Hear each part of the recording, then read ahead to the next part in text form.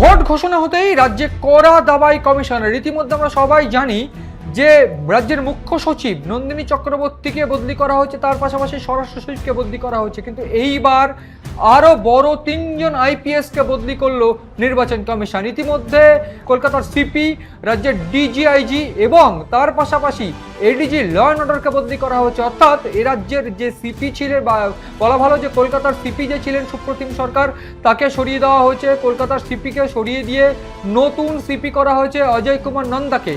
তার পাশাপাশি রাজ্যের ডিজিআইজি অর্থাৎ যিনি ছিলেন পীযূষ পান্ডে, সেই পীযূষ পান্ডেকে সরিয়ে দিয়ে রাজ্যের নতুন ডিজি হয়েছেন সিদ্ধিনাথ গুপ্তা।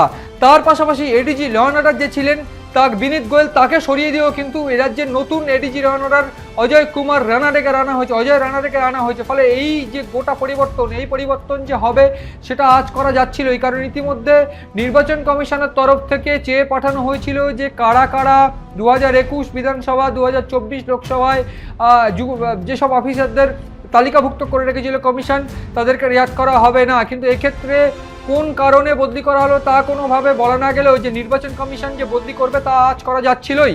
কিন্তু এক্ষেত্রে আরও যে বিষয় অত্যন্ত গুরুত্বপূর্ণ, যে নির্বাচন কমিশন কিন্তু আরও বেশ কয়েকটি জেলার এসপিকে, বিভিন্ন আইসি ওসিকে টার্গেট করে রেখেছে এবং রীতিমতো বলা ভালো যে কমিশনের তরফ থেকে যে তথ্য নথি চেয়ে পাঠানো হয়েছে, যেটা আমরা একটু আগে বলছিলাম যে বিভিন্ন জেলার এসপি বা বিভিন্ন জেলায় কোথায় কোথায় হিংসা হয়েছিল, সেই সমস্ত জায়গার আইসি ওসি বা প্রশাসনিক কর্তা কারা রয়েছে, সেই কারা ছিলেন, তাদের বিরুদ্ধে ব্যবস্থা নেওয়া হয়েছে কিনা, সেই সমস্ত নথি চেয়ে পাঠানো হয়েছে। এবং বলা হয়েছে বা এই যে পোস্টিং অর্ডার করা হয়েছে নির্বাচন কমিশনের তরফ থেকে, করে বলা হয়েছে যে বিকেল 3টার মধ্যেই নতুন পুলিশ অফিসারদের দায়িত্ব নিতে হবে। এবং এক্ষেত্রে নির্বাচন কমিশন যে 8 নিরাপত্তার মধ্যে দিয়ে এই নির্বাচন করাতে চাইছে তা কার্যত স্পষ্ট।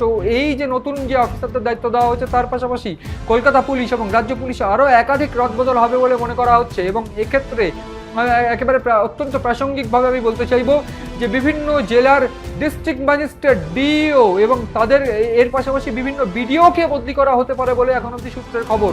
এবং যে সমস্ত বিডিও বিভিন্নভাবে যাদের বিরুদ্ধে অভিযোগ উঠেছিল, এর আগে আমরা দেখেছি বসিরহাট 2 বা বিভিন্ন জায়গায় বেশ কিছু বিডিও ডব্লিউবিসিএস অফিসারদের বিরুদ্ধে অভিযোগ উঠেছিল, তাদেরকেও সরিয়ে একেবারে নতুন অফিসার এনে তাদেরকে ভোট করানোর যে সমস্ত পরিকল্পনা, সেটা কিন্তু ইতিমধ্যে কমিশনের তরফ থেকে সেরে ফেলা হয়েছে।